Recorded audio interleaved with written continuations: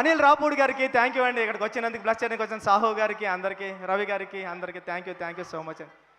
Thank you so much. చాలా మాట్లాడతారని prepare అయ్యా, అంతా మర్చిపోయా.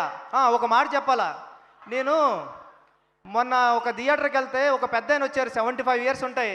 ఆయన వచ్చి అన్నారు, బాబు 25 సంవత్సరాల క్రితం ఎప్పుడో మాతృదేవోభవ సినిమాకి వెళ్ళినప్పుడు ఏడ్చాను బాబు, మళ్ళీ ఇప్పుడు ఏడ్చాను అన్నాడు. చాలరా ఈ అమ్మాయి జన్మకి చాలరా అనుకున్నాను నేను. థ్యాంక్ యూ సో మచ్ అండి. మీరు ఇచ్చిన ఈ ఆదరాభిమానాలకి, ఈ ప్రేమకి తెలుగు ప్రేక్షకులందరికీ లైఫ్ లాంగ్ రుణపడి ఉంటానండి. Thank you so much. Anil Ravipudi గారికి థ్యాంక్ యూ అండి. ఇక్కడికి వచ్చినందుకు బ్లస్ చేయడానికి వచ్చిన సాహు గారికి అందరికీ, రవి గారికి అందరికీ థ్యాంక్ యూ సో మచ్ అండి. Thank you so much. చాలా మాట్లాడతారని ప్రిపేర్ అయ్యా, అంతా మర్చిపోయా.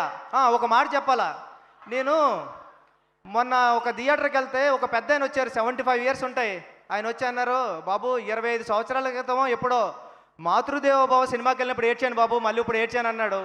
చాలరా ఈ అమ్మాయి జన్మకి చాలరా అనుకున్నాను నేను. థ్యాంక్ యూ సో మచ్ అండి.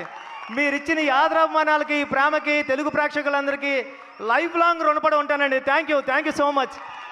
మొన్న ఒక థియేటర్కి వెళ్తే ఒక పెద్ద ఆయన వచ్చారు, 75 ఇయర్స్ ఉంటాయి.